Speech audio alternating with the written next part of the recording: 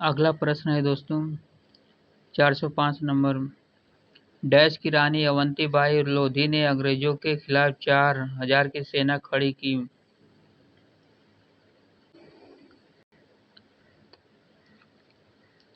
और नेतृत्व किया जिन्होंने उसके राज्य के प्रशासन को अधिकार में ले लिया था। इस प्रश्न का उत्तर हो जाएगा दोस्तों ऑप्शन सी रामगढ़। चलिए आगे बढ़ते हैं दोस्तों। अगला प्रश्न है रानी लक्ष्मीबाई का विवाह झांसी के निम्नलिखित में से किस राजा से हुआ था। दोस्तों इस प्रश्न का उत्तर हो जाएगा ऑप्शन डी गंगाधर राव। चलिए आगे बढ़ते हैं दोस्तों। अगला प्रश्न है भारतीय स्वतंत्रता के प्रथम संग्राम 1857 के संदर्भ में निम्नलिखित कथनों को पढ़ें और सही विकल्प चुनें। इसे सिपाही विद्रोह के नाम से भी जाना जाता है। ए बी होगा यह जम्मू कश्मीर के उधमपुर जिले में शुरू किया गया था। सी है यह दिल्ली आगरा कानपुर लखनऊ में व्यापक रूप से फैला था।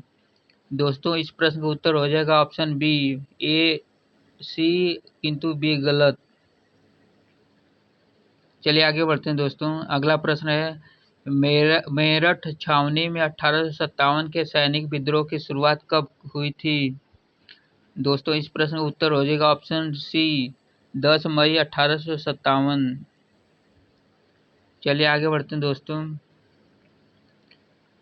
अगला प्रश्न है 410 1857 के प्रथम स्वतंत्रता विद्रोह में भाग लेने वाली प्रसिद्ध महिला स्वतंत्रता सेनानी कौन थी।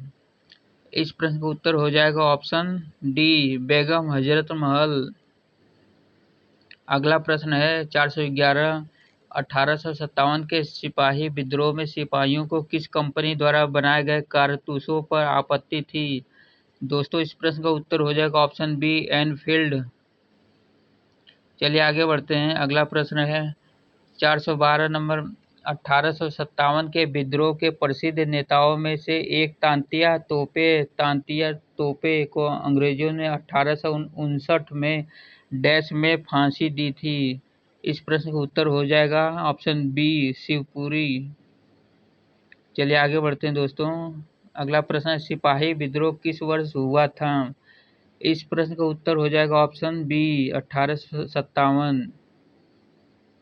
चलिए आगे बढ़ते हैं दोस्तों। अगला सेक्शन है 31 नंबर किसान विद्रोह एवं किसान आंदोलन। इसमें प्रश्न है 414 नंबर। 1920 में उत्तर प्रदेश के प्रतापगढ़ जिले में पहला किसान मार्च किसके द्वारा आयोजित किया गया था। इस प्रश्न का उत्तर हो जाएगा ऑप्शन बी जवाहरलाल नेहरू। चलिए आगे बढ़ते हैं दोस्तों। अगला प्रश्न है भूदान ग्राम दान आंदोलन निम्नलिखित में किसके द्वारा शुरू किया गया था। इस प्रश्न का उत्तर हो जाएगा ऑप्शन ए विनोबा भावे। चलिए आगे बढ़ते हैं। अगला प्रश्न है 1928 के बारदौली सत्याग्रह का नेतृत्व डैश ने किया था। इस प्रश्न का उत्तर हो जाएगा ऑप्शन बी सरदार वल्लभ भाई पटेल। चलिए अगला प्रश्न है निम्नलिखित में से कौन अवध के कृषक आंदोलन का नेता था।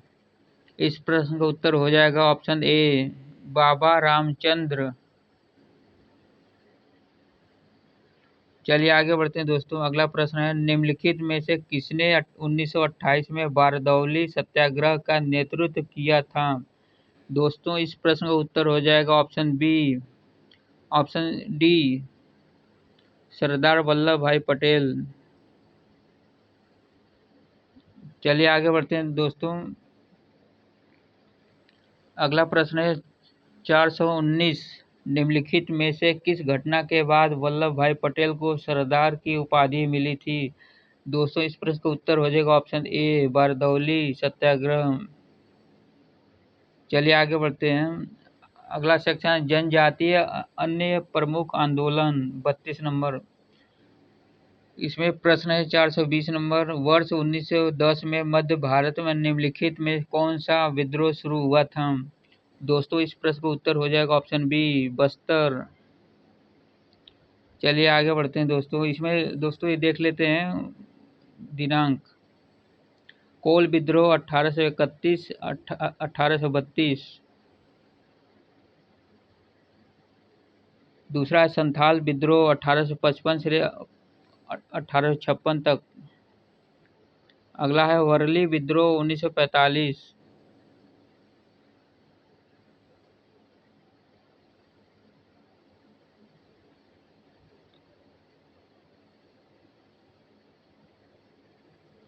चलिए अगला प्रश्न है दोस्तों 421 नंबर। 1855-56 के संथाल विद्रोह का नेतृत्व निम्नलिखित में से किस नेता ने किया था?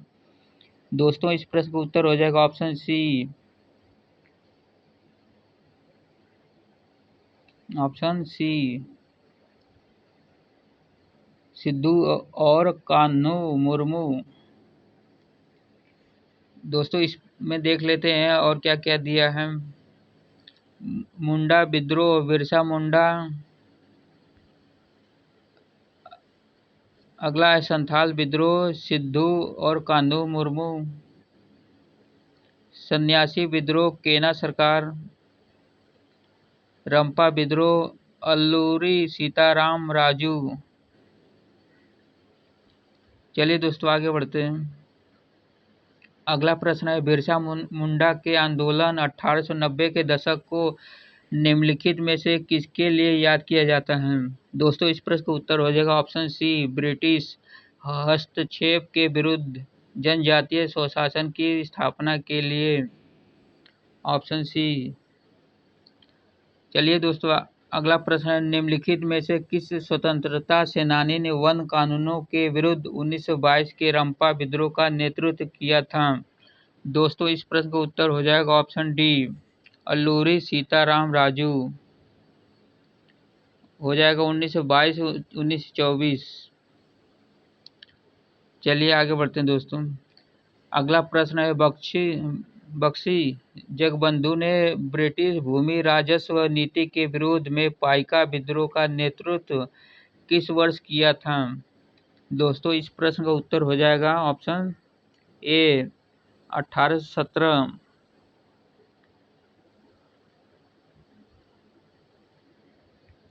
चलिए आगे बढ़ते हैं दोस्तों। अगला प्रश्न है निम्नलिखित में कौन सा मुंडा विद्रोह के दौरान बिरसा मुंडा द्वारा मुंडा आदिवासी समुदाय को सुझाया गया सुधार नहीं है? दोस्तों इसमें हो जाएगा ऑप्शन बी अतीत में जीना छोड़ देना। Option B. चलिए आगे बढ़ते हैं दोस्तों। अगला प्रश्न है 426 नंबर। निम्नलिखित में कौन सा रांची के नेता बिरसा के नेतृत्व में एक आदिवासी विद्रोह था जो एक धार्मिक आंदोलन के रूप में प्रारंभ हुआ तथा बाद में औपनिवेशिक भूमि बंदोबस्त साहूकारों एवं वन ठेकेदारों के विरुद्ध लड़ाई में बदल गया? दोस्तों इस प्रश्न का उत्तर हो जाएगा ऑप्शन ए मुंडा विद्रोह। चलिए आगे बढ़ते हैं दोस्तों। अगला प्रश्न है 1831-32 में किस जनजातीय विद्रोह का नेतृत्व बुधू भगत ने किया था और इसमें शोषक जमींदारों और ब्रिटिश अधिकारों को लक्षित किया गया था? दोस्तों इस प्रश्न का उत्तर हो जाएगा ऑप्शन बी कोल विद्रोह। कोल विद्रोह 1831-32। चलिए आगे बढ़ते हैं दोस्तों। अगला प्रश्न है निम्नलिखित में कौन उलुगुलान आंदोलन से संबंधित थे? दोस्तों इस प्रश्न का उत्तर हो जाएगा option B option C Birsa Munda. और दोस्तों ये कब हुआ था? 1899 24 दिसंबर 1899। चलिए दोस्तों आगे बढ़ते हैं। अगला प्रश्न है भोलानाथ सिंह निम्नलिखित में से किस विद्रोह आंदोलन के लीडर थे? दोस्तों इस प्रश्न का उत्तर हो जाएगा ऑप्शन डी तमार विद्रोह। तमार विद्रोह 1789 में छोटा नागपुर के तमार क्षेत्र में शुरू हुआ था। चलिए आगे बढ़ते हैं दोस्तों। अगला प्रश्न है निम्नलिखित में कौन सा संथाल विद्रोह का भागीदार नहीं था? दोस्तों इस प्रश्न का उत्तर हो जाएगा ऑप्शन ए ताना भगत। ताना भगत ने यह 30 जून 1855 को शुरू किया था। चलिए आगे बढ़ते हैं दोस्तों। अगला सेक्शन है भारतीय राष्ट्रीय कांग्रेस, 33 नंबर। दोस्तों यहाँ से इम्पोर्टेंट क्वेश्चन शुरू होने वाले हैं, इसको ध्यान से देखिए। चलिए शुरू करते हैं। 431 नंबर प्रश्न है, 1925 में भारतीय राष्ट्रीय कांग्रेस पार्टी के अध्यक्ष के रूप में किसे चुना गया और आशा और साहस की अभिव्यक्ति में उन्होंने कहा, स्वतंत्रता की लड़ाई में भय एक अक्षम्य विश्वासघात और निराशा एक अक्षम्य पाप है। दोस्तों इस प्रश्न का उत्तर हो जाएगा ऑप्शन सी सरोजिनी नायडू। चलिए आगे बढ़ते हैं। अगला प्रश्न है दोस्तों, इसमें एक चीज और देख लेते हैं। 1925 में कानपुर में आयोजित कांग्रेस के अधिवेशन की अध्यक्षता करने वाली पहली भारतीय महिला सरोजिनी नायडू थी 1925 में। चलिए आगे बढ़ते हैं दोस्तों। अगला प्रश्न है, भारतीय राष्ट्रीय कांग्रेस की उस अधिवेशन के स्थान का नाम बताइए जहां पूर्ण स्वराज को अपना अंतिम लक्ष्य घोषित किया गया। दोस्तों इस प्रश्न का उत्तर हो जाएगा लाहौर, ऑप्शन ए, 1929 में। चलिए आगे बढ़ते हैं दोस्तों। अगला प्रश्न है, पूर्ण स्वराज की मांग करने वाले प्रथम कार्यकर्ता का नाम लिखिए। दोस्तों इस प्रश्न का उत्तर हो जाएगा ऑप्शन डी हसरत मोहानी। चलिए आगे बढ़ते हैं दोस्तों। अगला प्रश्न है, भारतीय राष्ट्रीय कांग्रेस की स्थापना तब की गई थी जब दिसंबर 1885 में देश भर के 72 प्रतिनिधियों ने डैश में मुलाकात की थी। दोस्तों इस प्रश्न का उत्तर हो जाएगा option A Bombay, option A Bombay. चलिए आगे बढ़ते हैं दोस्तों। अगला प्रश्न है, भारतीय राष्ट्रीय कांग्रेस की स्थापना किसने की थी। दोस्तों इस प्रश्न का उत्तर हो जाएगा option A Allan Octavian Hume ने। कहाँ की गई थी? 28 दिसंबर 1885 को बम्बई के गोकुलदास तेजपाल संस्कृत महाविद्यालय में हुई थी। चलिए आगे बढ़ते हैं दोस्तों। अगला प्रश्न है, जब सुभाष चंद्र बोस ने भारतीय राष्ट्रीय कांग्रेस के अध्यक्ष पद से इस्तीफा दिया तो इस पद का प्रस्ताव किसे दिया था। दोस्तों इस प्रश्न का उत्तर हो जाएगा ऑप्शन सी डॉक्टर राजेंद्र प्रसाद।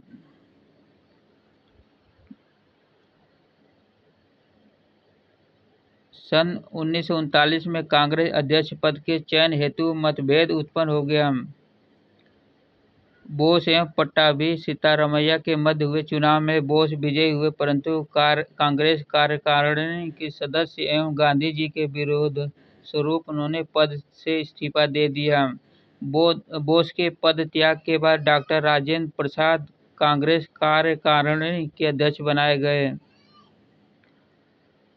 इस घटना को त्रिपुरी संकट के नाम से जानते हैं। चलिए आगे बढ़ते हैं दोस्तों।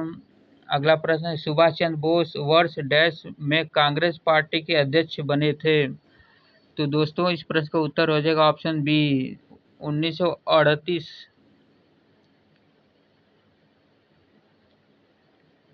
चलिए आगे बढ़ते हैं दोस्तों। 438 प्रश्न है, एलन ऑक्टेवियन ह्यूम एक सेवानिवृत्त अंग्रेजी ICS अधिकारी ने वर्ष डैश में भारतीय राष्ट्रीय संघ का गठन किया। इस प्रश्न का उत्तर हो जाएगा ऑप्शन सी 1884। चलिए आगे बढ़ते हैं दोस्तों। अगला प्रश्न है, महात्मा गांधी भारतीय राष्ट्रीय कांग्रेस के अध्यक्ष किस वर्ष बने। इस प्रश्न का उत्तर हो जाएगा ऑप्शन बी 1924। चलिए आगे बढ़ते हैं दोस्तों। अगला प्रश्न, राष्ट्रीय गान सर्वप्रथम कब और कहाँ गाया गया था। इस प्रश्न का उत्तर हो जाएगा ऑप्शन ए दिसंबर 27, 1911 कलकत्ता में। चलिए आगे बढ़ते हैं दोस्तों। अगला प्रश्न है, भारतीय राष्ट्रीय कांग्रेस की स्थापना हुई थी। इस प्रश्न का उत्तर हो जाएगा ऑप्शन सी। कहाँ हुई थी? मुंबई में। चलिए आगे बढ़ते हैं। अगला प्रश्न है, भारतीय राष्ट्रीय कांग्रेस के अधिवेशन की सर्वप्रथम किस मुसलमान ने अध्यक्षता की? दोस्तों इस प्रश्न का उत्तर हो जाएगा ऑप्शन डी, बदरुद्दीन तैयब जी। कब की थी? 28 दिसंबर कब किया था? सन 1887 ईस्वी के मद्रास अधिवेशन में किया था। चलिए दोस्तों आगे बढ़ते हैं। अगला प्रश्न है, महात्मा गांधी किस वर्ष कांग्रेस के अध्यक्ष बने? दोस्तों ये पढ़ चुके हम लोग 1924 में, ऑप्शन डी। चलिए आगे बढ़ते हैं हम। अगला प्रश्न है, महात्मा गांधी द्वारा भारतीय राष्ट्रीय कांग्रेस के किस अधिवेशनों का सभापतित्व किया गया? इस प्रश्न का उत्तर हो जाएगा ऑप्शन सी, 1। चलिए आगे बढ़ते हैं दोस्तों। अगला प्रश्न है, 445 भारतीय राष्ट्रीय आंदोलन के दौरान कांग्रेस मंत्रालयों ने कब इस्तीफा दिया? दोस्तों इस प्रश्न का उत्तर हो जाएगा ऑप्शन बी, 1939। चलिए अगला अगला सेक्शन है 34 नंबर, मुस्लिम लीग। मुस्लिम लीग से संबंधित प्रश्न को देख लेते हैं दोस्तों। अगला प्रश्न है, निम्नलिखित में से किसने भारतीय राष्ट्रीय आंदोलन के दौरान 16 अगस्त 1946 को प्रत्यक्ष कार्रवाई दिवस मनाया गया था? दोस्तों इस प्रश्न का उत्तर हो जाएगा ऑप्शन ए, मुस्लिम लीग। चलिए आगे बढ़ते हैं हम। अगला प्रश्न है, जवाहरलाल नेहरू के नेतृत्व में मुस्लिम लीग अंतरिम सरकार में कब सम्मिलित हुई थी? दोस्तों इस प्रश्न का उत्तर हो जाएगा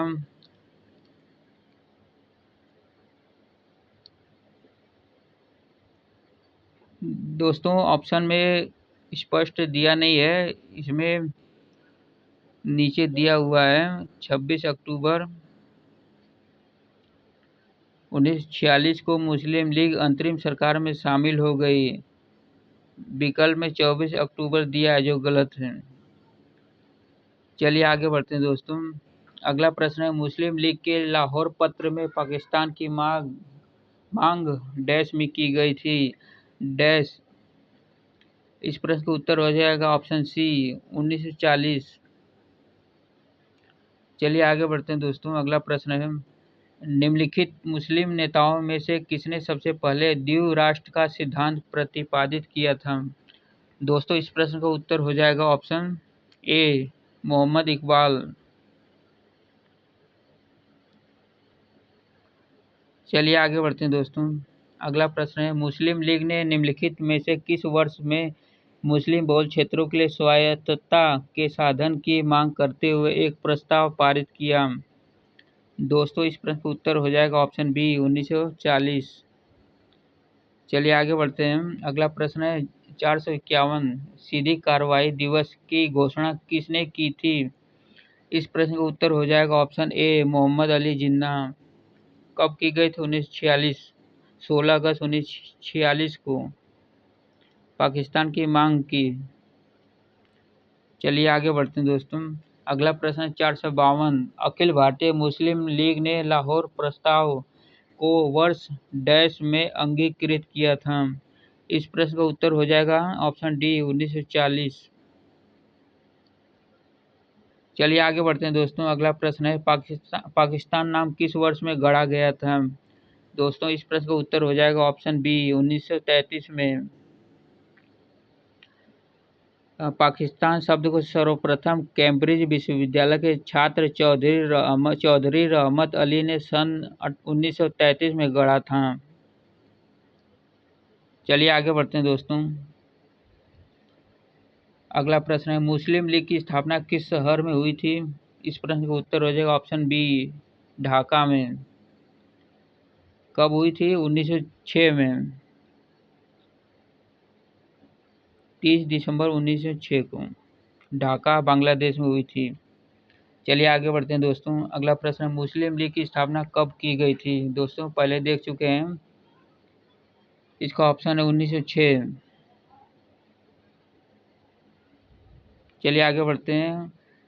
मुस्लिम लीग के 1943 के कराची अधिवेशन में कौन सा नारा दिया गया था? दोस्तों इस प्रश्न का उत्तर हो जाएगा ऑप्शन सी, बांटो और छोड़ो। चलिए आगे बढ़ते हैं दोस्तों।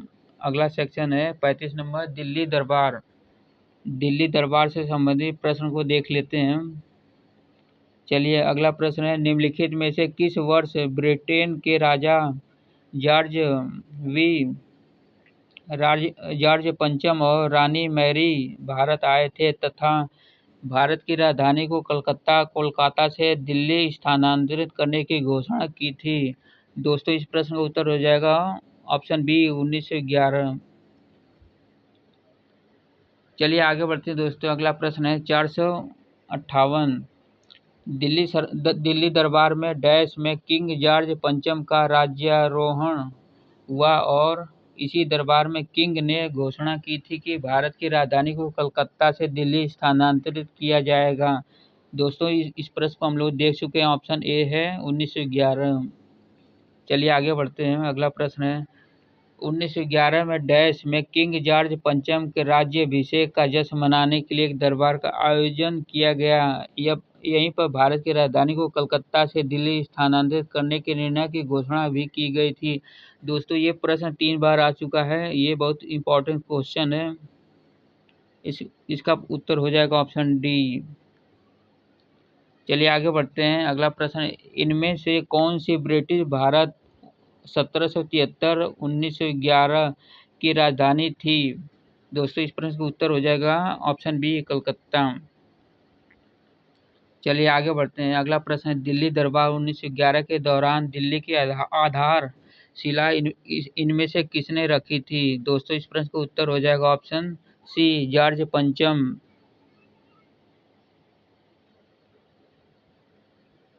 चलिए आगे बढ़ते हैं दोस्तों। अगला प्रश्न, नई दिल्ली को देश की राजधानी कब बनाई गई थी? दोस्तों इस प्रश्न का उत्तर हो जाएगा ऑप्शन सी, 1911। चलिए आगे बढ़ते हैं। अगला प्रश्न है, भारत की राजधानी किस शहर से दिल्ली ले जाया गया था? दोस्तों इस प्रश्न का उत्तर हो जाएगा ऑप्शन सी, कलकत्ता सी। चलिए आगे बढ़ते हैं। अगला प्रश्न, किंग जॉर्ज पंचम तथा क्वीन मेरी की यात्रा की याद में सन 1911 में भारत का कौन सा लोकप्रिय पर्यटन स्थल बनाया गया था? दोस्तों इस प्रश्न का उत्तर हो जाएगा option B, gateway of India. ये क्वेश्चन बहुत इंपॉर्टेंट है, कई एग्जाम में आया हुआ है। चलिए आगे बढ़ते हैं दोस्तों। अगला सेक्शन है 36 नंबर, होम रूल आंदोलन। होम रूल आंदोलन से संबंधित प्रश्न को देख लेते हैं। 465 नंबर प्रश्न है, लंदन में भारतीय होम रूल सोसाइटी की स्थापना किसके द्वारा की गई थी? दोस्तों इस प्रश्न का उत्तर हो जाएगा ऑप्शन ए, श्यामजी कृष्णा वर्मा। कब की थी? 1905 में। चलिए आगे बढ़ते हैं दोस्तों।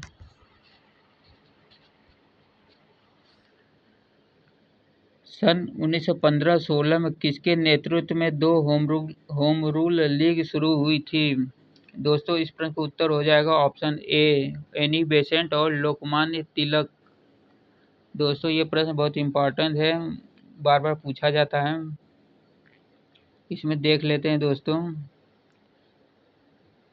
भारत में होम रूल लीग की स्थापना का प्रयास एनी बेसेंट और बाल गंगाधर तिलक ने किया। सर्वप्रथम अप्रैल 1916 में तिलक ने पहली बार शुरू किया होम रूल आंदोलन। फिर दूसरी बार सितंबर 1911 में एनी बेसेंट ने होम रूल लीग की स्थापना की। चलिए आगे बढ़ते हैं दोस्तों। अगला प्रश्न है, निम्नलिखित में कौन मुख्य रूप से मद्रास के होम रूल लीग की स्थापना से संबंधित थे? दोस्तों इस प्रश्न का उत्तर हो जाएगा ऑप्शन बी, एनी बेसेंट।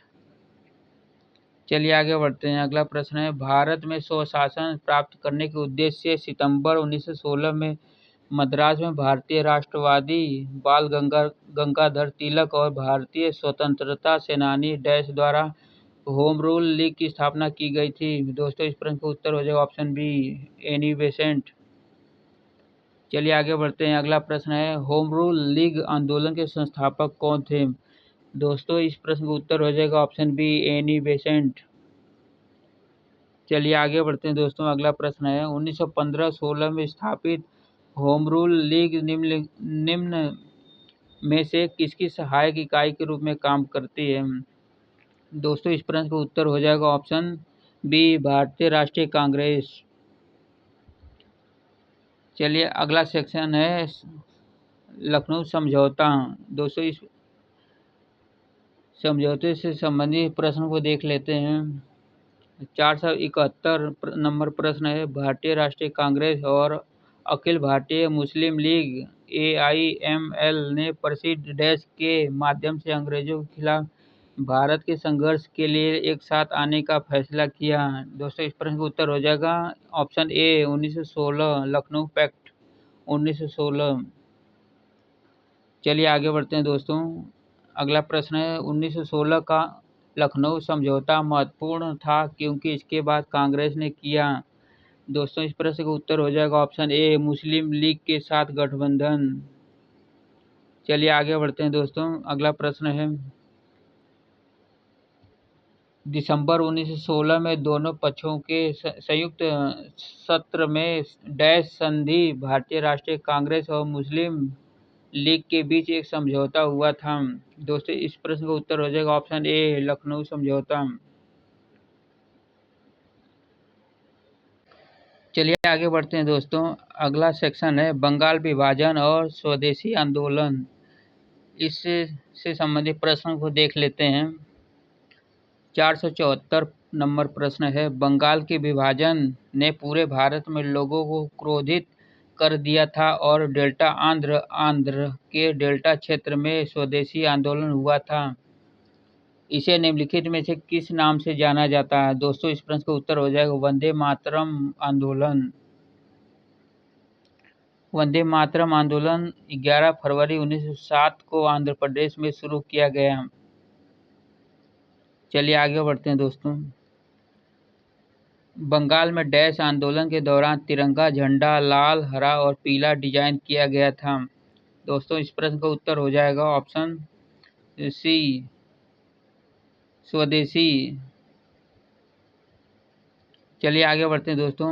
अगला प्रश्न है, निम्नलिखित में से किसे स्वदेशी आंदोलन का प्रमुख कारण माना जाता है? दोस्तों इस प्रश्न का उत्तर हो जाएगा ऑप्शन सी, बंगाल को विभाजित करने का निर्णय। चलिए दोस्तों आगे बढ़ते हैं। अगला प्रश्न है, बंगाल का विभाजन 1905 ब्रिटिश वायसराय द्वारा किया गया है?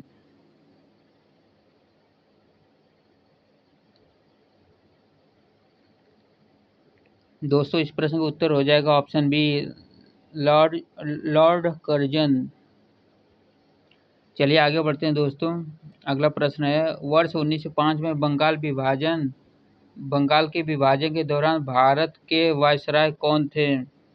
दोस्तों इस प्रश्न का उत्तर हो जाएगा ऑप्शन ए, लॉर्ड कर्जन। चलिए आगे बढ़ते हैं दोस्तों। अगला प्रश्न है, ब्रिटिश भारत सरकार ने बंगाल के विभाजन को लागू करने के निर्णय की घोषणा कब की थी? दोस्तों इस प्रश्न का उत्तर हो जाएगा ऑप्शन बी, 19 जुलाई 1905। चलिए आगे बढ़ते हैं दोस्तों। अगला प्रश्न है, निम्नलिखित में से किसने बंगाल के विभाजन 1905 के विरोध में हुए आंदोलन का नेतृत्व किया था? इस प्रश्न का उत्तर हो जाएगा ऑप्शन ए, सुरेंद्र नाथ बनर्जी। चलिए आगे बढ़ते हैं दोस्तों। अगला प्रश्न है, अंग्रेजों से आज़ादी के लिए लड़ रहे भारतीयों द्वारा उठाई गई शपथ कि वे सिर्फ भारतीय निर्मित सामानों, विशेष रूप से कपड़ों का उपयोग करेंगे को डैश आंदोलन कहा जाता है? दोस्तों इस प्रश्न का उत्तर हो जाएगा ऑप्शन सी, स्वदेशी आंदोलन। चलिए आगे बढ़ते हैं दोस्तों। अगला प्रश्न है 482 नंबर, लॉर्ड कर्जन के बंगाल विभाजन के पीछे निम्नलिखित में से कौन एक मकसद नहीं था? दोस्तों इस प्रश्न का उत्तर हो जाएगा ऑप्शन डी, सरकार के प्रशासनिक भार को सहज करना। चलिए आगे बढ़ते हैं दोस्तों। अगला सेक्शन महात्मा गांधी एवं उनके प्रारंभिक आंदोलन। दोस्तों ये आंदोलन बहुत ही महत्वपूर्ण है।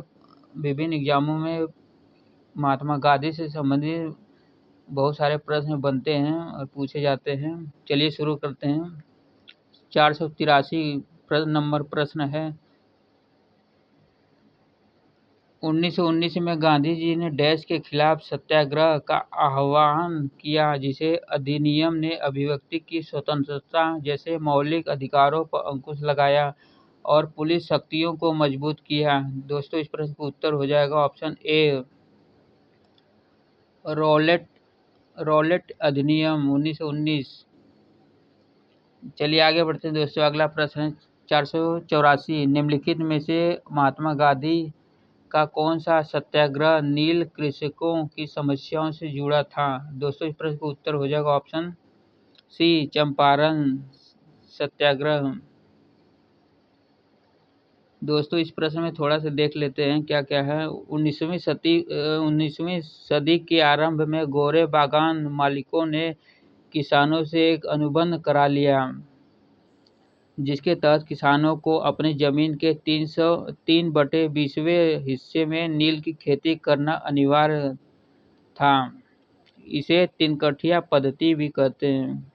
दोस्तों पूछा भी जाता है तिनकठिया पद्धति किसे कहते हैं, तो हो जाएगा नील नील नील आंदोलन।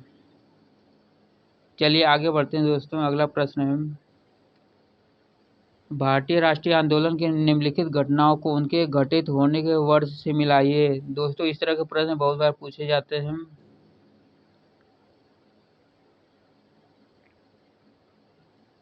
इसमें देख लेते हैं, महात्मा गांधी ने नोआखली की यात्रा की। बारदौली में किसान आंदोलन 1928 में हो जाएगा। दूसरा है महात्मा गांधी ने नोआखली की यात्रा की 1946। अगला है गांधी जी ने लंगोटी पहनना शुरू किया गया 1921। दोस्तों ये प्रश्न पेट 2024-23 के एग्जाम में आया था। अगला है अहमदाबाद में मिल मजदूरों की हड़ताल 1918। दोस्तों इस प्रश्न का उत्तर हो जाएगा ऑप्शन सी। चलिए आगे बढ़ते हैं। अगला प्रश्न है, गांधी जी के सत्याग्रह के सिद्धांत के संदर्भ में निम्नलिखित में से क्या सत्य नहीं है।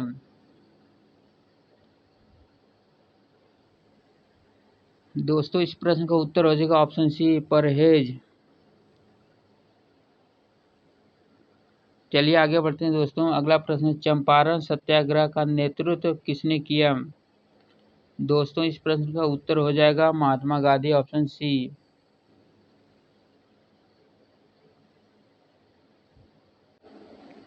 दोस्तों अगला प्रश्न है, महात्मा गांधी भारत के डैश के विरुद्ध थे। इस प्रश्न का उत्तर हो जाएगा ऑप्शन बी, तीव्र औद्योगिकीकरण, ऑप्शन बी। चलिए दोस्तों आगे बढ़ते हैं। अगला प्रश्न है, महात्मा गांधी दक्षिण अफ्रीका में किस वर्ष में पहुंचे थे। दोस्तों इस प्रश्न का उत्तर हो जाएगा ऑप्शन ए, 1893।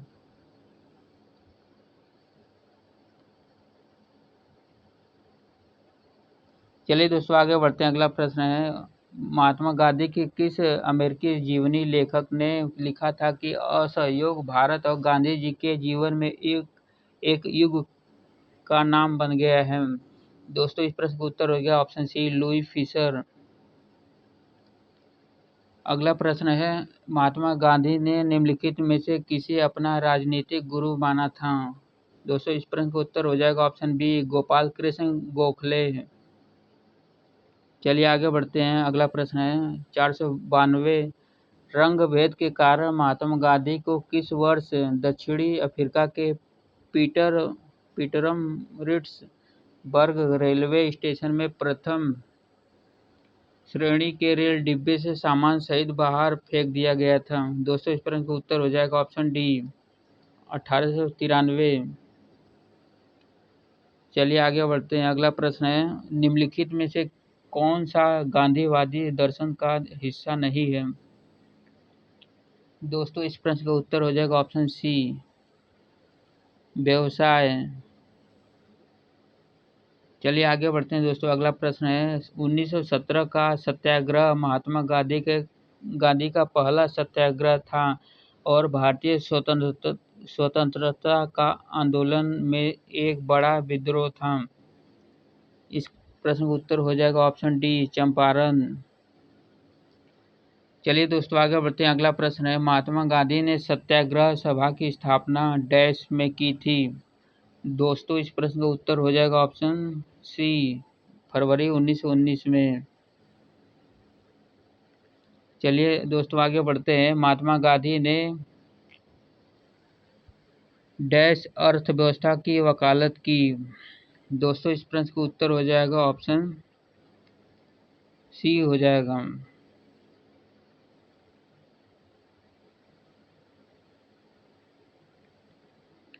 विकेंद्रीकृत। चलिए दोस्तों आगे बढ़ते हैं। अगला प्रश्न हो जाएगा महात्मा गांधी के लिए भारतीय मानवता की एकता इसकी आर्थिक स्वतंत्रता और समानता की प्रतीक था। इस प्रश्न का उत्तर हो जाएगा दोस्तों ए, खादी। चलिए आगे बढ़ते हैं दोस्तों। अगला प्रश्न है इनमें से कौन सा महात्मा गांधी का आर्थिक विचार नहीं है। दोस्तों इस प्रश्न का उत्तर हो जाएगा ऑप्शन सी, मशीनरी और नवीनतम तकनीक का अधिकतम उपयोग। आगे बढ़ते हैं दोस्तों। अगला प्रश्न है the story of my experiments with truth के लेखक कौन हैं। दोस्तों इस प्रश्न का उत्तर हो जाएगा ऑप्शन डी, मोहनदास के गांधी। चलिए आगे बढ़ते हैं दोस्तों। अगला प्रश्न है गांधी जी के गांव सर्वोदय के आदर्श ने बताया कि एक आदर्श गांव को कुछ शर्तों को पूरा करना होगा, इनमें से क्या शर्तों में से नहीं है। दोस्तों इस प्रश्न का उत्तर हो जाएगा ऑप्शन बी, भाईचारे की भावना विकसित करने के लिए पूजा का स्थान एक दूसरे के बगल में बनाया जाना चाहिए। आगे बढ़ते हैं दोस्तों। अगला प्रश्न है महात्मा गांधी भाप से चलने वाले जहाज SS सफारी द्वारा दक्षिण अफ्रीका के डैश में पहुंचे थे। दोस्तों इस प्रश्न का उत्तर हो जाएगा ऑप्शन सी, डरबन। चलिए आगे बढ़ते हैं दोस्तों। अगला प्रश्न है महात्मा गांधी जी ने जून 1904 में डरबन के बाहर डैश बस्ती नामक एक सामुदायिक क्रियाशील मठ की स्थापना की। दोस्तों इस प्रश्न का उत्तर हो जाएगा ऑप्शन डी, फिनिक्स। आगे बढ़ते हैं दोस्तों। अगला प्रश्न है 1917 में चंपारण सत्याग्रह किस राज्य में प्रारंभ किया गया था। दोस्तों इस प्रश्न का उत्तर हो जाएगा ऑप्शन सी, बिहार। चलिए आगे बढ़ते हैं दोस्तों। अगला प्रश्न है गांधी जी का नमक सत्याग्रह आंदोलन दांडी मार्च कब प्रारंभ हुआ था। दोस्तों इस प्रश्न का उत्तर हो जाएगा ऑप्शन बी, 12 मार्च 1930।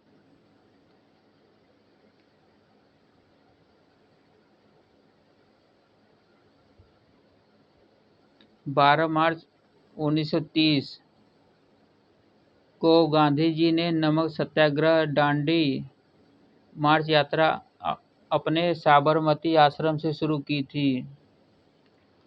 चलिए आगे बढ़ते हैं दोस्तों। अगला प्रश्न है महात्मा गांधी को राष्ट्रीय पिता के नाम से सर्वप्रथम किसने संबोधित किया था। दोस्तों इस प्रश्न का उत्तर हो जाएगा ऑप्शन सी,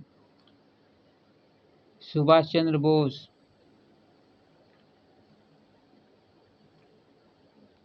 जुलाई 1944 में सुभाष चंद्र बोस ने रंगून रेडियो स्टेशन से गांधी जी को राष्ट्रपिता कहते हुए उनके नाम जारी एक प्रसारण में निर्णायक जीत के लिए उनकी शुभकामनाएं मांगी थी। चलिए दोस्तों आगे बढ़ते हैं। अगला प्रश्न है गांधी जी ने किस घटना के कारण असहयोग आंदोलन को समाप्त किया था। दोस्तों इस प्रश्न का उत्तर हो जाएगा ऑप्शन ए, चौरी चौरा घटना। दोस्तों 4 फरवरी 1922 को एक हिंसक घटना घटित हुई थी, इसे ही चौरी चौरा घटना कहा जाता है। चलिए आगे बढ़ते हैं दोस्तों। वर्ष 1922 में असहयोग आंदोलन को निलंबित करने के बाद गांधी जी को अहमदाबाद में गिरफ्तार कर लिया गया और कितने वर्षों के साधारण कारावास की सजा सुनाई गई। दोस्तों इस प्रश्न का उत्तर हो जाएगा ऑप्शन डी 6 वर्ष के लिए। चलिए आगे बढ़ते हैं दोस्तों। अगला प्रश्न है, कांग्रेस का वह अधिवेशन कहाँ हुआ था जिसमें महात्मा गांधी ने अन्य नेताओं को खिलाफत के साथ साथ स्वराज के समर्थन में असहयोग आंदोलन शुरू करने की आवश्यकता के बारे में आश्वस्त किया था। दोस्तों इस प्रश्न का उत्तर हो जाएगा ऑप्शन डी नागपुर।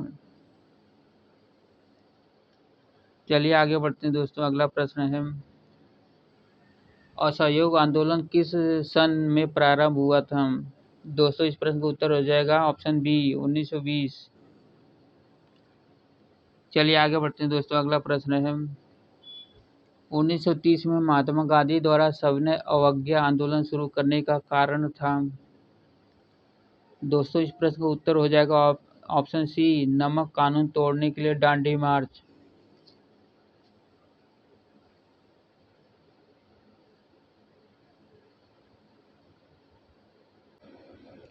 चलिए दोस्तों आगे बढ़ते हैं। अगला प्रश्न है, दांडी नमक यात्रा के दौरान निम्नलिखित में से किस सामाजिक कार्यकर्ता ने गांधी जी को आंदोलनों को केवल पुरुषों तक सीमित न रखने के लिए राजी किया था। दोस्तों इस प्रश्न का उत्तर हो जाएगा ऑप्शन बी कमला देवी चट्टोपाध्याय।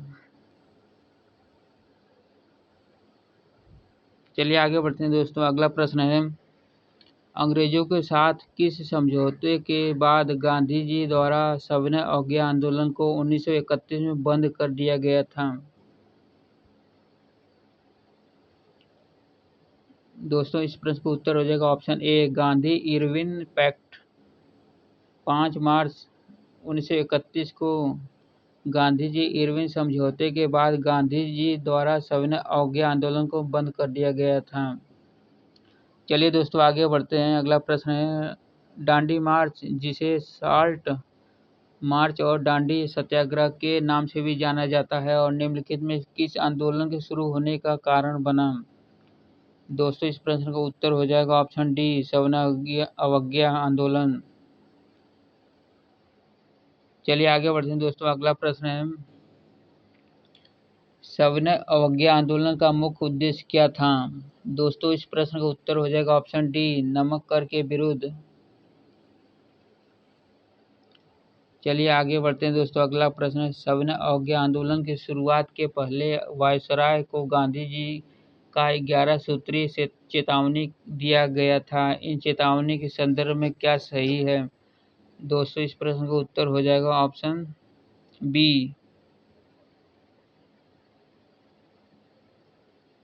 ऑप्शन बी 2 और 3 दूसरा सही है।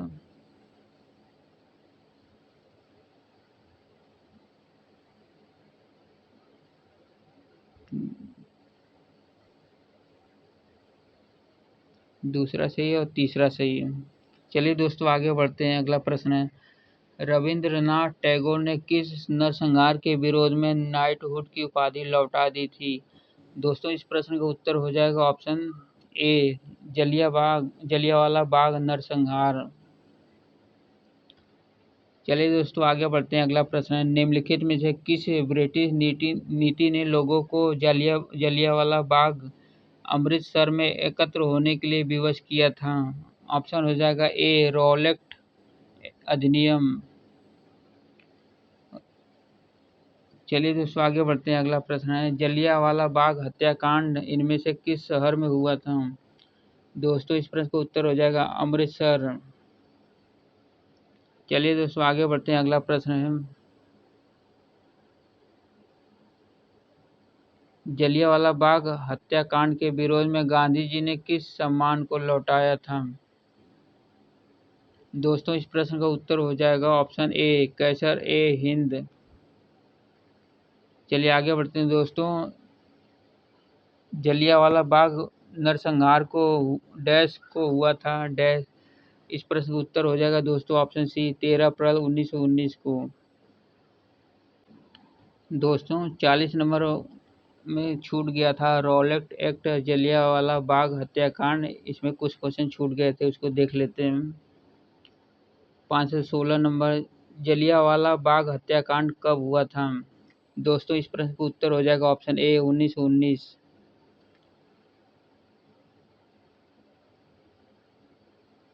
चलिए आगे बढ़ते हैं दोस्तों, अगला प्रश्न है अमृतसर में जलियांवाला बाग को क्या जनसंहार किस दिन घटित हुआ था? दोस्तों इस प्रश्न का उत्तर हो जाएगा 13 अप्रैल 1919 को, ऑप्शन बी। चलिए दोस्तों आगे बढ़ते हैं। दोस्तों इधर के तो क्वेश्चन हो गए थे, चलिए आगे बढ़ते हैं। 523 नंबर, किस त्योहार के दिन जलियांवाला बाग हत्याकांड हुआ था? दोस्तों इस प्रश्न का उत्तर हो जाएगा ऑप्शन ए बैसाखी के दिन। चलिए आगे बढ़ते हैं दोस्तों, अगला प्रश्न है जलियांवाला बाग नरसंहार किस तिथि को हुआ था? दोस्तों इस प्रश्न का उत्तर हो जाएगा 13 अप्रैल 1919 को, ऑप्शन बी। चलिए आगे बढ़ते हैं दोस्तों, अगला प्रश्न है लॉर्ड चेम्सफोर्ड ने 1919 में जलियांवाला बाग की घटना की जांच के लिए समिति का गठन किया गया था। दोस्तों इस प्रश्न का उत्तर हो जाएगा ऑप्शन डी हंटर समिति। चलिए आगे बढ़ते हैं दोस्तों, अगला प्रश्न है जलियांवाला बाग नरसंहार किस वायसराय के कार्यकाल के दौरान हुआ था? दोस्तों इस प्रश्न का उत्तर हो जाएगा ऑप्शन बी लॉर्ड चेम्सफोर्ड। चलिए आगे बढ़ते हैं दोस्तों, अगला प्रश्न है जलियांवाला बाग हत्याकांड डैश के विरोध का प्रत्यक्ष परिणाम है? दोस्तों इस प्रश्न का उत्तर हो जाएगा ऑप्शन बी रॉलेट अधिनियम। चलिए आगे बढ़ते हैं दोस्तों, अगला प्रश्न है जलियांवाला बाग हत्याकांड में अहम भूमिका के कारण माइकल फ्रांसिस ओ डायर की हत्या किसके द्वारा की गई थी? दोस्तों इस प्रश्न का उत्तर हो जाएगा डी उधम सिंह। चलिए दोस्तों आगे बढ़ते हैं, अगला प्रश्न है अगला सेक्शन है 41 नंबर खिलाफत आंदोलन। दोस्तों 529 नंबर प्रश्न है निम्नलिखित में किसने महात्मा गांधी के खिलाफत आंदोलन से जुड़ने का विरोध किया था? दोस्तों इस प्रश्न का उत्तर हो जाएगा ऑप्शन सी मोहम्मद अली जिन्ना। चलिए आगे बढ़ते हैं दोस्तों, अगला प्रश्न है 530 नंबर खलीफा की अस्थायी शक्तियों की रक्षा के लिए मार्च डैश में बॉम्बे में एक खिलाफत समिति का गठन किया गया है? दोस्तों इस प्रश्न का उत्तर हो जाएगा ऑप्शन ए 1919 में। चलिए आगे बढ़ते हैं दोस्तों, अगला प्रश्न है खिलाफत मुद्दे को उठाने के महात्मा गांधी के निर्णय के पीछे मुख्य कारण था? दोस्तों इस प्रश्न का उत्तर हो जाएगा ऑप्शन ए हिंदुओं और मुसलमानों के बीच अधिक एकता लाने के लिए। चलिए आगे बढ़ते हैं दोस्तों, अगला प्रश्न है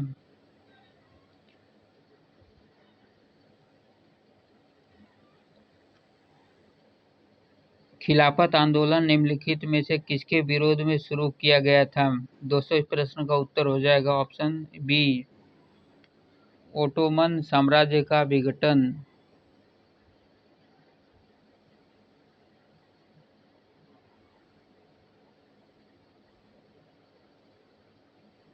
चलिए दोस्तों आगे बढ़ते हैं, अगला प्रश्न है 533 नंबर खलीफा की लौकिक शक्तियों की रक्षा के लिए बॉम्बे में डैश में एक खिलाफत समिति का गठन किया गया था? दोस्तों इस प्रश्न का उत्तर हो जाएगा ऑप्शन सी मार्च 1919। चलिए आगे बढ़ते हैं दोस्तों, अगला प्रश्न है 534 नंबर असहयोग और खिलाफत आंदोलन कब शुरू किए गए थे? दोस्तों इस प्रश्न का उत्तर हो जाएगा ऑप्शन सी 1920।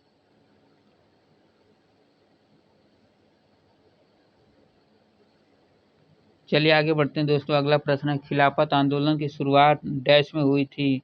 दोस्तों इस प्रश्न का उत्तर हो जाएगा ऑप्शन डी, तुर्की। चलिए आगे बढ़ते हैं दोस्तों। अगला प्रश्न है, अली बंधु शौकत अली और मोहम्मद अली द्वारा भारत में किस आंदोलन का नेतृत्व किया गया था? दोस्तों इस प्रश्न का उत्तर हो जाएगा ऑप्शन डी, खिलाफत आंदोलन। चलिए आगे बढ़ते हैं। अगला प्रश्न है, खिलाफत आंदोलन का नेतृत्व किसने किया था? दोस्तों इस प्रश्न का उत्तर हो जाएगा ऑप्शन ए, मोहम्मद अली जिन्ना। दोस्तों इसमें बी दिया है अली बंधु। चलिए आगे बढ़ते हैं दोस्तों। अगला प्रश्न है, भारत में खिलाफत आंदोलन के बारे में क्या सही है? दोस्तों इस प्रश्न का उत्तर हो जाएगा ऑप्शन सी, यह तुर्की के सुल्तान के समर्थन में एक आंदोलन था। चलिए आगे बढ़ते हैं दोस्तों। अगला सेक्शन 42 नंबर, साइमन कमीशन। दोस्तों इससे संबंधित क्वेश्चन को देख लेते हैं। 529 नंबर प्रश्न है, निम्नलिखित में से किस व्यक्ति को साइमन कमीशन के अध्यक्ष पद पर नियुक्त किया गया था? दोस्तों इस प्रश्न का उत्तर हो जाएगा option D, sir John Allsebrook Simon. चलिए आगे बढ़ते हैं दोस्तों। अगला प्रश्न है, साइमन कमीशन किस वर्ष भारत में प्रथम बार आया? दोस्तों इस प्रश्न का उत्तर हो जाएगा ऑप्शन डी, 1928 ईस्वी में। चलिए आगे बढ़ते हैं दोस्तों। अगला प्रश्न है 541 नंबर, साइमन कमीशन का विरोध करते हुए पुलिस हमले के कारण किस राष्ट्रवादी नेता की मृत्यु हो गई थी? दोस्तों इस प्रश्न का उत्तर हो जाएगा लाला लाजपत राय। चलिए आगे बढ़ते हैं दोस्तों। अगला प्रश्न है 1928 में साइमन कमीशन के खिलाफ विरोध का मुख्य कारण क्या था? दोस्तों इस प्रश्न का उत्तर हो जाएगा ऑप्शन ए, भारतीय प्रतिनिधित्व की कमी।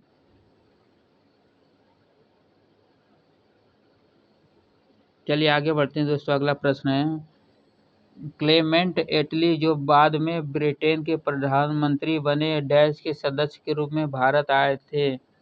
इस प्रश्न का उत्तर हो जाएगा दोस्तों option B, Simon commission, option B.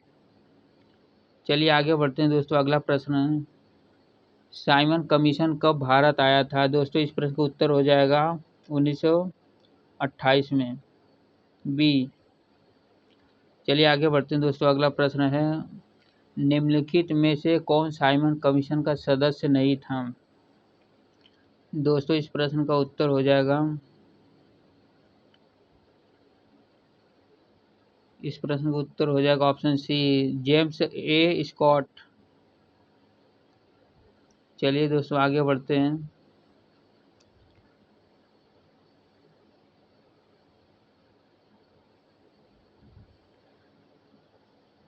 546 number प्रश्न है, किस वर्ष में ब्रिटिश सरकार द्वारा 7 ब्रिटिश संसद सदस्यों के समूह डैश साइमन कमीशन का गठन किया गया था? दोस्तों इस प्रश्न का उत्तर हो जाएगा ऑप्शन सी, 1927।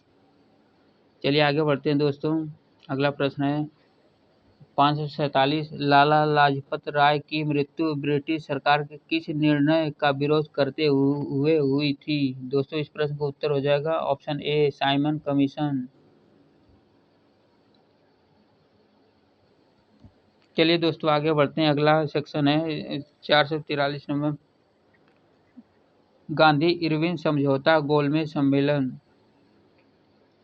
दोस्तों इसमें प्रश्न को देख लेते हैं। 548 नंबर, ब्रिटिश प्रधानमंत्री रैमजे मैकडोनाल्ड द्वारा बनाए गए सांप्रदायिक पुरस्कार निम्नलिखित में से किसका परिणाम था? दोस्तों इस प्रश्न का उत्तर हो जाएगा ऑप्शन ए, द्वितीय गोलमेज सम्मेलन।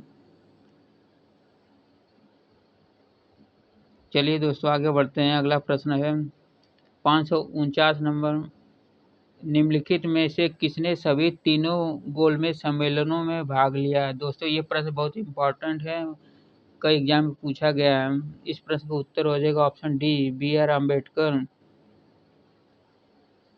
चलिए आगे बढ़ते हैं दोस्तों। अगला प्रश्न है दोस्तों, यहाँ पे देख लेते हैं प्रथम, द्वितीय और तृतीय गोलमेज सम्मेलन कब हुआ था। प्रथम गोलमेज सम्मेलन जो है 12 नवंबर 1930 से 19 जनवरी 1931 के बीच हुआ था।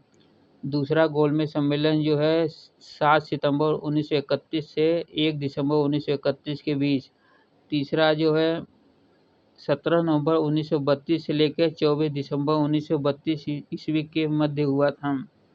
चलिए दोस्तों आगे बढ़ते हैं। अगला प्रश्न है 550 नंबर। 1930 से 1932 तक आयोजित गोलमेज सम्मेलनों के संबंध में निम्नलिखित में से कौन सा कथन सही है। दोस्तों इस प्रश्न का उत्तर हो जाएगा ऑप्शन ए में ए और बी। गोलमेज सम्मेलन संवैधानिक सुधारों और ब्रिटिश शासन के तहत भारत की भावी सरकार पर चर्चा करने के लिए आयोजित किए गए थे। बी है महात्मा गांधी ने 1931 में केवल दूसरे गोलमेज सम्मेलन में भाग लिया था। इस प्रश्न का उत्तर हो जाएगा ऑप्शन ए। चलिए दोस्तों आगे बढ़ते हैं। अगला प्रश्न है निम्नलिखित में से किस वर्ष प्रथम गोलमेज सम्मेलन आयोजित किए गया था। दोस्तों इस प्रश्न का उत्तर हो जाएगा ऑप्शन बी 1930। चलिए आगे बढ़ते हैं दोस्तों। अगला प्रश्न है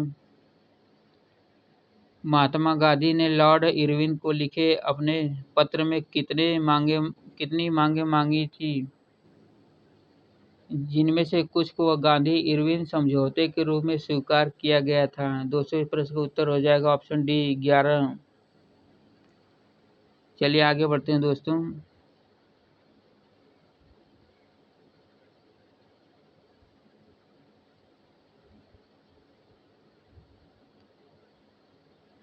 ₹552 नंबर है निम्नलिखित में से कौन सी बात मार्च 1931 में हस्तांतरित गांधी इरविन समझौते में उल्लिखित थी। दोस्तों इस प्रश्न का उत्तर हो जाएगा ऑप्शन ए सविनय अवज्ञा आंदोलन वापस लिया जाएगा। चलिए आगे बढ़ते हैं दोस्तों। अगला प्रश्न है 553 गांधी इरविन समझौते पर किस वर्ष में हस्ताक्षर किए गए। इस प्रश्न का उत्तर हो जाएगा ऑप्शन सी 1931। चलिए आगे बढ़ते हैं। अगला प्रश्न है इनमें से किस भारतीय महिला ने गांधी जी के साथ द्वितीय गोलमेज सम्मेलन में भाग लिया। दोस्तों इस प्रश्न का उत्तर हो जाएगा ऑप्शन डी सरोजिनी नायडू। चलिए आगे बढ़ते हैं दोस्तों। अगला प्रश्न है दूसरा भारतीय गोलमेज सम्मेलन कब शुरू हुआ था। दोस्तों इस प्रश्न का उत्तर हो जाएगा ऑप्शन सी सितंबर 1931। चलिए आगे बढ़ते हैं। अगला प्रश्न है लंदन में संपन्न हुए दूसरे गोलमेज सम्मेलन में कांग्रेस का प्रतिनिधित्व किसने किया था। दोस्तों इस प्रश्न का उत्तर हो जाएगा ऑप्शन डी महात्मा गांधी। चलिए दोस्तों आगे बढ़ते हैं। अगला प्रश्न लंदन में आयोजित प्रथम गोलमेज सम्मेलन के दौरान ब्रिटिश प्रधानमंत्री कौन थे। दोस्तों इस प्रश्न का उत्तर हो जाएगा ऑप्शन डी रैमजे मैकडोनाल्ड। चलिए दोस्तों आगे बढ़ते हैं। 558 नंबर महात्मा गांधी ने लॉर्ड इरविन को लिखे अपने पत्र में कितनी मांगे। दोस्तों ये प्रश्न हो चुका था। आगे बढ़ते हैं। अगला सेक्शन है 44 नंबर क्रिप्स मिशन से संबंधित कुछ क्वेश्चन को देखते हैं।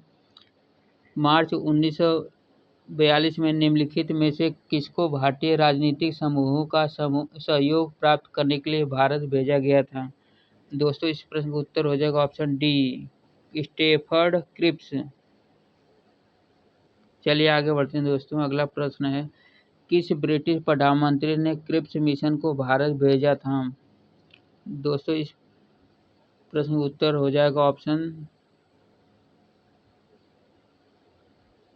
Option B Churchill.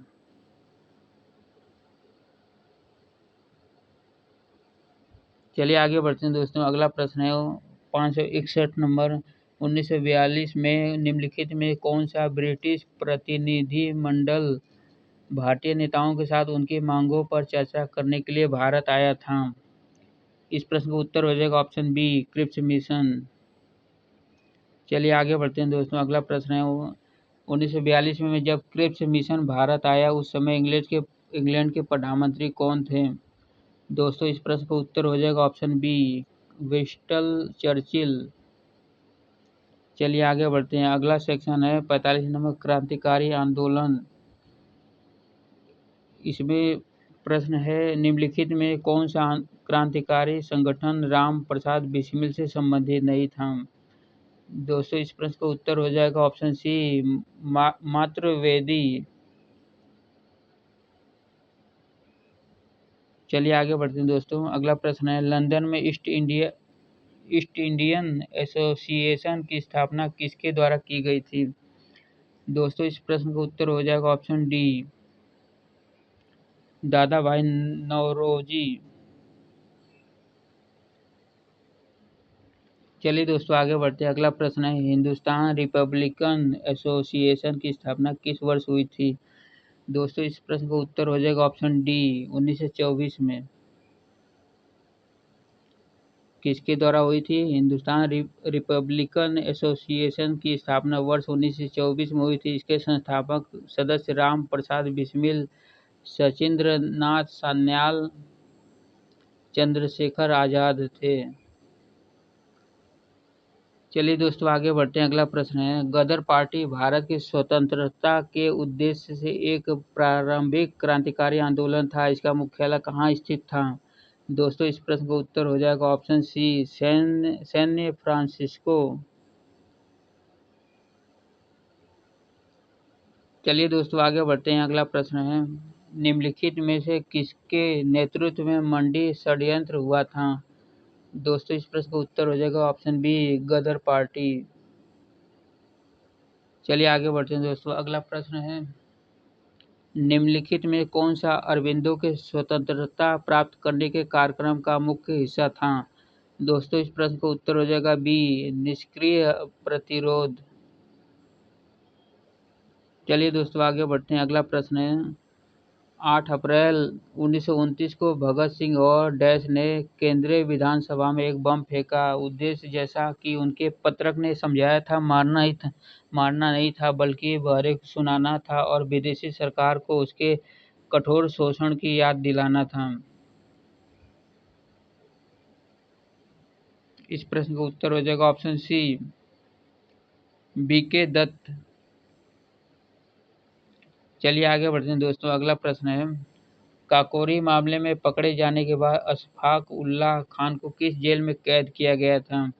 दोस्तों इस प्रश्न का उत्तर हो जाएगा ऑप्शन ए, फैजाबाद। चलिए आगे बढ़ते हैं दोस्तों। अगला प्रश्न है, इनमें कौन सा क्रांतिकारी संगठन काकोरी षड्यंत्र के केस में शामिल था? दोस्तों इस प्रश्न का उत्तर हो जाएगा option D, Hindustan Republican association. इसमें दोस्तों देख लेते हैं, कुछ इम्पोर्टेंट पॉइंट दिया हुआ है। गदर पार्टी 1913 में लाला हरदयाल एवं सोहन सिंह माकना द्वारा शुरू किया गया था। अगला है, अनुशीलन समिति 1902 में। वारेंद्र घोष, अभिनव भारत 1904 में। विनायक दामोदर सावरकर। अगला है, हिंदुस्तान रिपब्लिकन एसोसिएशन 1924, सचिंद्र नाथ सान्याल, राम प्रसाद बिस्मिल, चंद्रशेखर आजाद। अगला है, हिंदुस्तान सोशलिस्ट रिपब्लिकन एसोसिएशन 1928 में, चंद्रशेखर आजाद, भगत सिंह। चलिए दोस्तों आगे बढ़ते हैं। अगला प्रश्न है, 1908 ईस्वी में मुजफ्फरपुर में न्यायाधीश किंगफोर्ड की हत्या करने का प्रयास किसने किया था? दोस्तों इस प्रश्न का उत्तर हो जाएगा ऑप्शन ए, प्रफुल्ल चाकी तथा खुदीराम बोस। चलिए दोस्तों आगे बढ़ते हैं। अगला प्रश्न है, 573 नंबर, स्वतंत्रता सेनानियों भगत सिंह, सुखदेव और राजगुरु को डैश में फांसी की सजा दी गई थी? दोस्तों इस प्रश्न का उत्तर हो जाएगा बी, 1931 में। चलिए दोस्तों आगे बढ़ते हैं। अगला प्रश्न है, 574 नंबर, निम्नलिखित में से कौन एक भारतीय राष्ट्रीय आंदोलन में क्रांतिकारी नेता नहीं थे? दोस्तों इस प्रश्न का उत्तर हो जाएगा ऑप्शन डी, गोपाल कृष्ण गोखले। चलिए दोस्तों आगे बढ़ते हैं। अगला प्रश्न है 574 नंबर। निम्नलिखित में किस शहर में स्वतंत्रता सेनानी चंद्रशेखर आजाद ने ब्रिटिश पुलिस द्वारा घिरे जाने पर खुद को गोली मार ली थी? दोस्तों इस प्रश्न का उत्तर हो जाएगा बी, इलाहाबाद। चलिए आगे बढ़ते हैं दोस्तों। अगला प्रश्न है निम्नलिखित में से किस क्रांतिकारी द्वारा the philosophy of the bomb नामक पत्रिका प्रसिद्ध लेख लिखा गया? इस प्रश्न का उत्तर हो जाएगा ऑप्शन बी, भगवती चरण बोहरा। चलिए दोस्तों आगे बढ़ते हैं। अगला प्रश्न है वर्ष 1904 में किसने क्रांतिकारियों के गोपनीय समिति के रूप में अभिनव भारत का आयोजन किया था? दोस्तों इस प्रश्न का उत्तर हो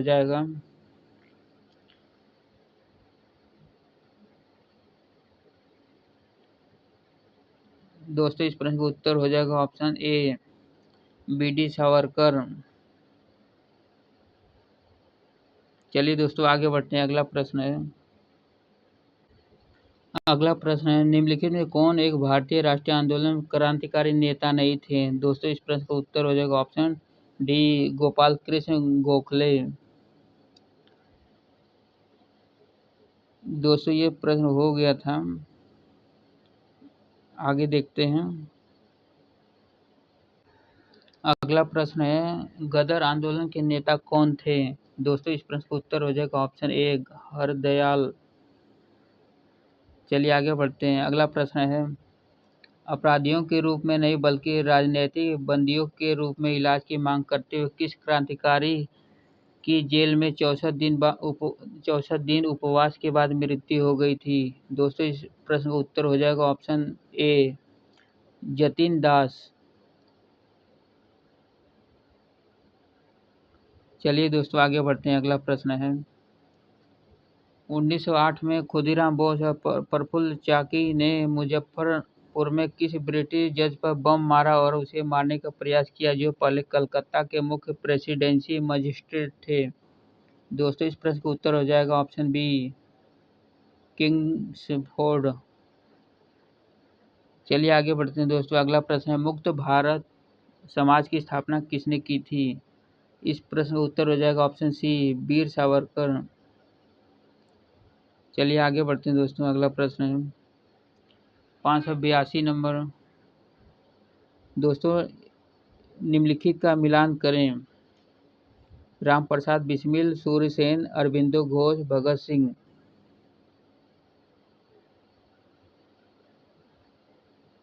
दोस्तों राम प्रसाद बिस्मिल का हो जाएगा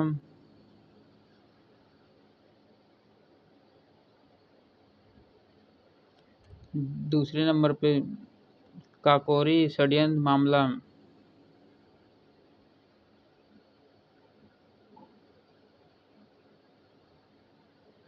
सूर्यसेन का हो जाएगा तीसरे नंबर पर चटगांव। अरबिंदो घोष का हो जाएगा 4 नंबर अलीपुर बम मामला। भगत सिंह का हो जाएगा लाहौर षड्यंत्र मामला।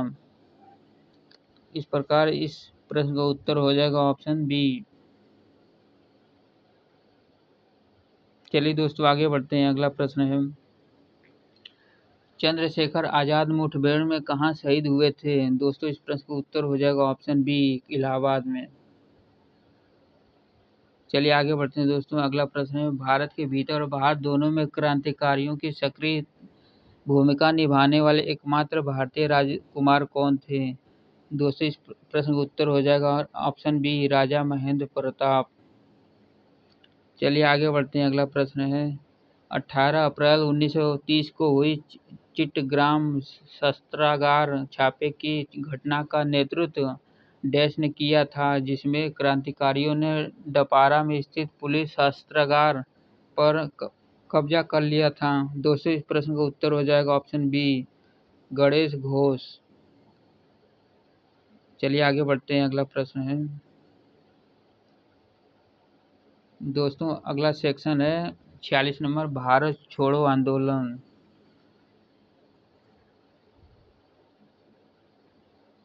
चलिए शुरू करते हैं। 586 नंबर क्वेश्चन है भारत छोड़ो प्रस्ताव कब पारित किया गया था? दोस्तों इस प्रश्न का उत्तर हो जाएगा ऑप्शन ए, अगस्त 1942।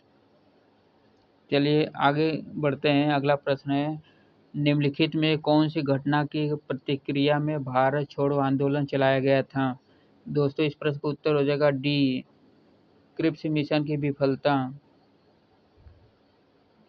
चलिए आगे बढ़ते हैं। अगला प्रश्न है, गांधी जी ने भारत छोड़ो आंदोलन कब शुरू किया गया था? दोस्तों इस प्रश्न का उत्तर हो जाएगा ऑप्शन बी, 1942। चलिए आगे बढ़ते हैं। अगला प्रश्न है, किस आंदोलन के लिए महात्मा गांधी द्वारा करो या मरो का नारा दिया गया था? दोस्तों इस प्रश्न का उत्तर हो जाएगा ऑप्शन बी, भारत छोड़ो आंदोलन। चलिए आगे बढ़ते हैं। अगला प्रश्न है,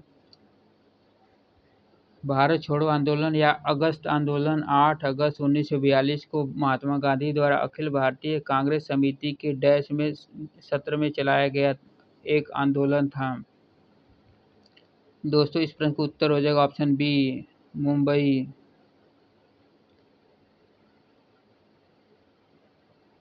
चलिए आगे बढ़ते हैं दोस्तों। अगला सेक्शन है 47 नंबर, कैबिनेट मिशन। इसमें प्रश्न को देखते हैं। 591 नंबर पर प्रश्न है, कैबिनेट मिशन योजना के तहत गठित अंतरिम सरकार का नेतृत्व किसने किया था? दोस्तों इस प्रश्न का उत्तर हो जाएगा ऑप्शन बी, जवाहरलाल नेहरू।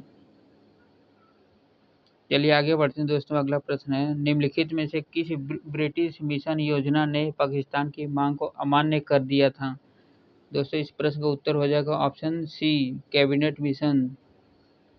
चलिए आगे बढ़ते हैं दोस्तों। अगला प्रश्न है, बलदेव सिंह अंतरिम सरकार के सदस्य स्वतंत्र भारत की पहली सरकार में डैश के प्रमुख थे? दोस्तों इस प्रश्न का उत्तर हो जाएगा ऑप्शन ए, रक्षा। चलिए आगे बढ़ते हैं। अगला प्रश्न है, जब कैबिनेट मिशन भारत आया था तो इंग्लैंड में कौन सा राजनीतिक दल सत्ता में था? दोस्तों इस प्रश्न का उत्तर हो जाएगा ऑप्शन डी, लेबर पार्टी। चलिए आगे बढ़ते हैं दोस्तों। अगला प्रश्न है,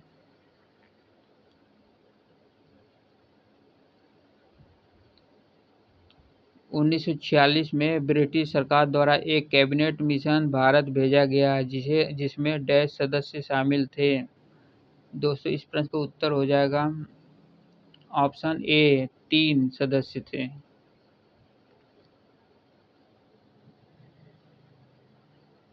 दोस्तों 3 सदस्य थे, lord Pethick Lawrence, sir Stafford Cripps और तीसरे थे अलेक्जेंडर। चलिए दोस्तों आगे बढ़ते हैं। अगला प्रश्न है, निम्न में कौन कैबिनेट मिशन का सदस्य नहीं था? दोस्तों इस प्रश्न का उत्तर हो जाएगा option B, sir John Simon. चलिए आगे बढ़ते हैं दोस्तों। अगला प्रश्न है, अगला सेक्शन है 48 नंबर, आजाद हिंद फौज सुभाष चंद्र बोस। इसमें प्रश्न है 597, कौन ऑल इंडिया फॉरवर्ड ब्लॉक के संस्थापक थे? इस प्रश्न का उत्तर हो जाएगा ऑप्शन ए, सुभाष चंद्र बोस। चलिए आगे बढ़ते हैं दोस्तों। अगला प्रश्न है, फॉरवर्ड ब्लॉक की स्थापना किसने की? दोस्तों इस प्रश्न का उत्तर हो जाएगा बी, सुभाष चंद्र बोस। चलिए आगे बढ़ते हैं दोस्तों। अगला प्रश्न है, सुभाष चंद्र बोस को भारतीय स्वतंत्रता लीग की अध्यक्षता किसने सौंपी थी? दोस्तों इस प्रश्न का उत्तर हो जाएगा ऑप्शन ए, रास बिहारी बोस।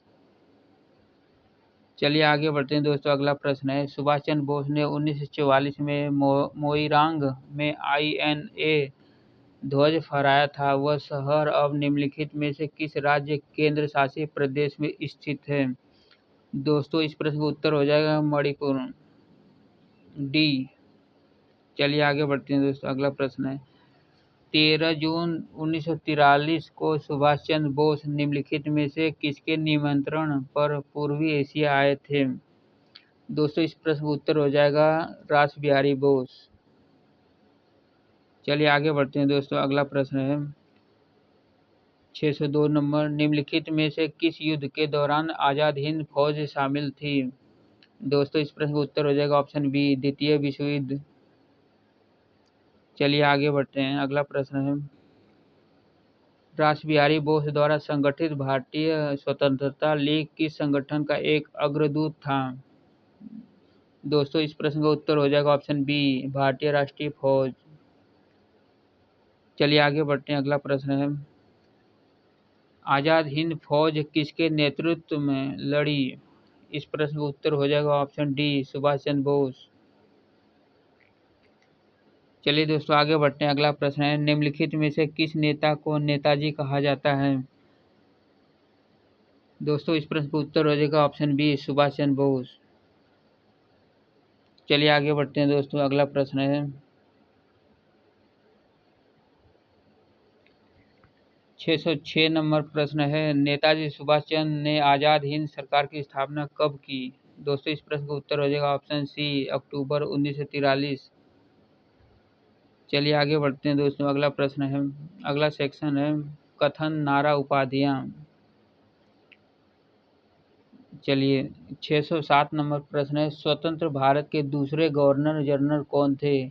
दोस्तों इस प्रश्न का उत्तर हो जाएगा ऑप्शन डी, राजगोपालाचारी। चलिए आगे बढ़ते हैं दोस्तों। अगला प्रश्न है, निम्नलिखित में से किस स्वतंत्रता सेनानी को फ्रंटियर गांधी के नाम से जाना जाता है? दोस्तों इस प्रश्न का उत्तर हो जाएगा ऑप्शन ई, खान अब्दुल अब्दुल जफार खान। चलिए दोस्तों आगे बढ़ते हैं। अगला प्रश्न है, प्रसिद्ध युद्ध का नारा चलो दिल्ली किसने दिया था? इस प्रश्न का उत्तर हो जाएगा ऑप्शन बी, सुभाष चंद्र बोस। चलिए दोस्तों आगे बढ़ते हैं। अगला प्रश्न है, महात्मा गांधी को राष्ट्रपिता कहकर संबोधित करने वाले पहले व्यक्ति कौन थे? इस प्रश्न का उत्तर हो जाएगा सुभाष चंद्र बोस। चलिए दोस्तों आगे बढ़ते हैं। अगला प्रश्न है, देशबंधु किसे कहा जाता है? इस प्रश्न का उत्तर हो जाएगा ऑप्शन सी, चित्तरंजन दास। चलिए दोस्तों आगे बढ़ते हैं। अगला प्रश्न है, भारत में भारत कोकिला के नाम से किसे जाना जाता है? इस प्रश्न का उत्तर हो जाएगा ऑप्शन सी, सरोजिनी नायडू। दोस्तों इसमें कुछ पॉइंट है उसको देख लेते हैं। भारत कोकिला सरोजिनी नायडू, स्वर कोकिला लता मंगेशकर, लौह महिला इंदिरा गांधी, भारतीय एथलेटिक्स की गोल्डन गर्ल पीटी उषा। चलिए आगे बढ़ते हैं दोस्तों। अगला प्रश्न है, निम्नलिखित में किसको लोकनायक के रूप में जाना जाता है? इस प्रश्न का उत्तर हो जाएगा ऑप्शन बी, जयप्रकाश नारायण। चलिए दोस्तों आगे बढ़ते हैं। अगला प्रश्न है, इंकलाब जिंदाबाद का नारा किसने दिया था? दोस्तों इस प्रश्न का उत्तर हो जाएगा Bhagat Singh, option C.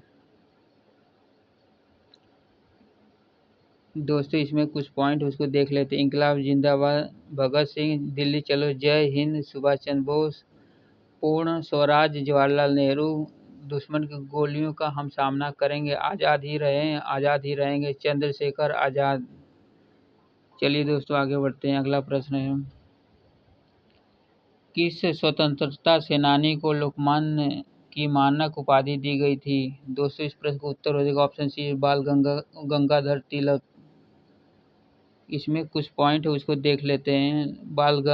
Gangadhar Tilak, Lokmanya, Lala Lajpat Rai, Punjab Kesari, Dadabhai Naoroji, grand old man of India, doctor Rajendra Prasad, देवरत्न, अजात शत्रु। चलिए दोस्तों आगे बढ़ते हैं। अगला प्रश्न है, गांधी जी ने रविंद्रनाथ टैगोर को प्रेम से क्या उपाधि दी थी? दोस्तों इस प्रश्न का उत्तर हो जाएगा ऑप्शन बी, गुरुदेव। चलिए आगे बढ़ते हैं। अगला प्रश्न है, राजा जी के नाम से कौन जाना जाता है? दोस्तों इस प्रश्न का उत्तर हो जाएगा ऑप्शन सी, सी राजगोपालाचारी। चलिए दोस्तों आगे बढ़ते हैं। अगला प्रश्न है, किस समाज सुधारक और राजनेता को प्यार से बाबा साहब कहा जाता है? इस प्रश्न का उत्तर हो जाएगा ऑप्शन सी, डॉक्टर अंबेडकर। चलिए दोस्तों आगे बढ़ते हैं। अगला प्रश्न है, करो या मरो का नारा किसने दिया था? दोस्तों इस प्रश्न का उत्तर हो जाएगा ऑप्शन डी, महात्मा गांधी। चलिए दोस्तों आगे बढ़ते हैं। अगला प्रश्न है, इनमें से किसे भारत के ग्रैंड ओल्ड मैन के नाम से जाना जाता है? दोस्तों इस प्रश्न का उत्तर हो जाएगा ऑप्शन ए दादा भाई नौरोजी।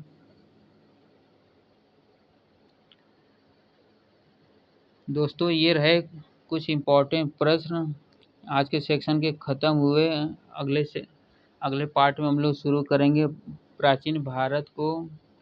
दोस्तों उम्मीद करते हैं ये सेशन अच्छा रहा हो आप लोग के लिए और आपको पसंद आया होगा।